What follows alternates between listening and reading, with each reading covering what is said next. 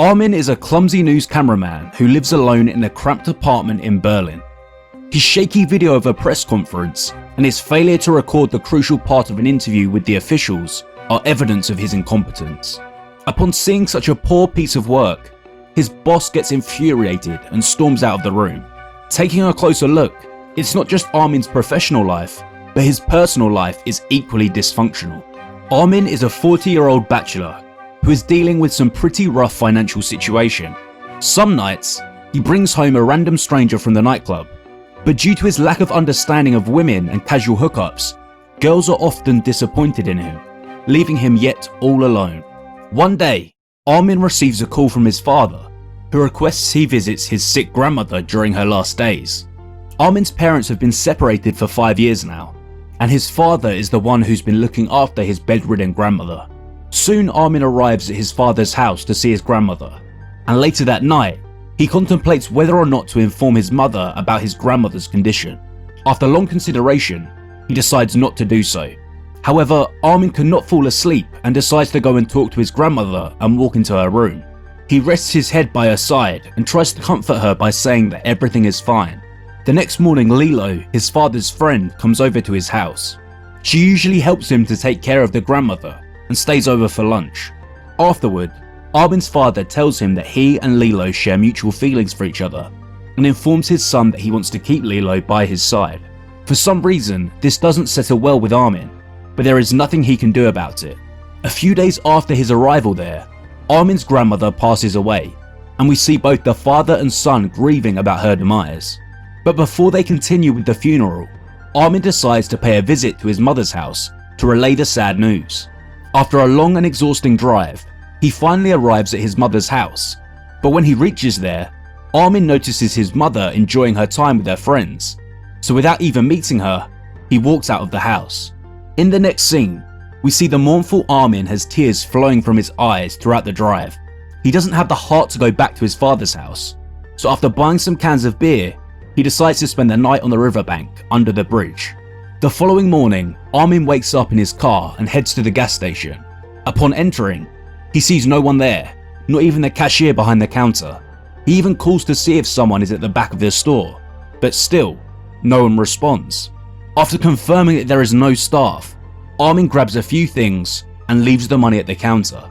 Outside, he notices a couple of bikes and cars at the gas station with their engines still running, but strangely, he sees no person inside. However, Armin doesn't pay much attention to this. Only when he starts noticing the empty roads and a few bikes laying on the road, does the eerie sensation finally hit him. So, Armin comes out of the car to assess the situation. He immediately tries to contact his father, but fails to reach it. Then Armin looks at the river below, and he is appalled to see the empty cruise floating aimlessly. The same cruise was full of partying people when he had seen it just a day before. As panic sets in, Armin rushes back to his father's house. He comes home to a locked door, so Armin immediately calls his father, but there is no response. In a moment of desperation, he breaks the glass door and goes inside. Then he quickly checks the area, but finds no trace of his father. Only his grandmother's corpse remains. Confused by this entire situation, Armin helplessly wanders in his neighborhood to search for people, but the only living creatures beside him is Cosmos, his neighbor's dog. Armin tries to bring it with him, but the old blind dog doesn't follow him and keeps on barking. Moments later, Armin comes back home and realizes there is no network in his phone, and the water is no longer available at the tap. A while later, his attention is diverted to the whimpering sound coming from the front door. He immediately goes to the front door, only to see Cosmos bleeding profusely and breathing its last breath. The blind dog has most probably injured itself with the broken glass on the door. That night, Armin goes to his neighbor's house and gets hold of a gun. He then takes a handful of pills with beer, intending to end his life once and for all. However, that just leads him to puke all over himself, ruining his plan to end his life. The next morning, after being sober, Armin washes off the puke with bottled water. Collecting himself, he then decides to perform the last ritual to send off his grandmother. Armin stuffs books and papers under a bed, drizzles them with gasoline, and sets them on fire before he hits the road. Watching all kinds of vehicles abandoned on the deserted road, Armin comes across the security checkpost from where he can't pass his car. Amidst the chaos, life still provides him the opportunity to ride a cool police car. While riding at a high speed through the road, Armin displays a smile of pure joy for the first time in a while. And just like that, the car continues into the dark tunnel. Now Armin is forced to stop the car as the road has been blocked by the upturned vehicles, and among them, he sees 2 horses trapped in a vehicle and decides to help them. Fast forward to a couple of years later, and Armin now has a shredded body, all thanks to his changed lifestyle. Living in a world with no other human being, Armin has adapted the new environment and depends on his skill and nature for a living. He now lives in the countryside self-made house and rears various animals and birds like chickens, horses, goats and ducks. Armin even grows his own food to sustain his life. Currently, he is working on generating sufficient electricity with the help of a rotating turbine and a flowing river. One night, Armin wakes up to the noise coming from the ground floor where he is housing the goat. He goes to check on it and gets the chance to witness the fascinating sight of a goat bringing a new life to the earth. However, his happy moment is short-lived, because shortly after that, in the dawn, a wild jackal steals the newborn. Armin tries running after it, but against a predator in its element, his efforts are useless. Dejected by this, Armin sits beside the mother goat as a gesture to comfort her. Living a life of total isolation from other humans, Armin spends his days rather peacefully. He sometimes goes downtown on the horse to collect the necessities. And one day, as he is returning back, Armin and his horse get attacked by a wild animal in the water, which results in him sustaining a head injury. As he lies unconscious on the water, night has fallen on the earth, and someone with a flashlight approaches him while looking at the things floating in the water. The next morning, Armin finds himself on the riverbank, wrapped in a space blanket.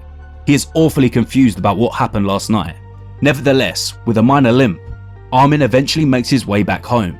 A few days later, Armin hears an engine noise, and a few seconds later, he sees a vehicle approaching. Quickly, he grabs a nearby metal rod for self-defense from whatever possible threat and takes shelter.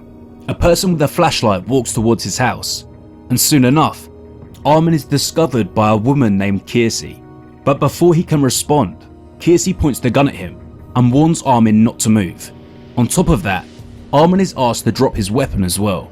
She then grabs the rod from the ground, and without saying a word, Kiersey returns back to her vehicle. The next morning we see Armin feeling terrible due to his sickness. But before his sickness drags him back to sleep, he sees Kiersey go inside the chicken cooper and kill one of the chicken. And by the time he wakes up, he finds a pot of chicken stew beside his bed. Armin really must have been hungry to engross the food heartily. And later that night, Armin notices Kiersey sneak into his room and lay beside him quietly for a while, and return back to her own vehicle.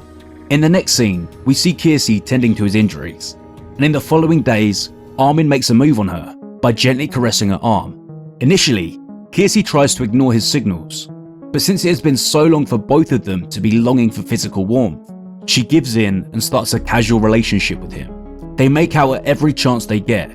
Despite this, Kiersey wants Armin to be careful so as to not get her pregnant. As the day goes by, Kiersey starts living with Armin, helping him in the field, hunting down the animals, watching movies, and sharing meals and beds together. After a period of hard work, Armin finally manages to succeed in harnessing the power of river water to produce adequate electricity for their home. However, their happy life suddenly comes to a halt when Armin ejaculates inside her and expresses his desire of starting a family. But Kiersey does not want to give birth to a child to live in this apocalyptic world.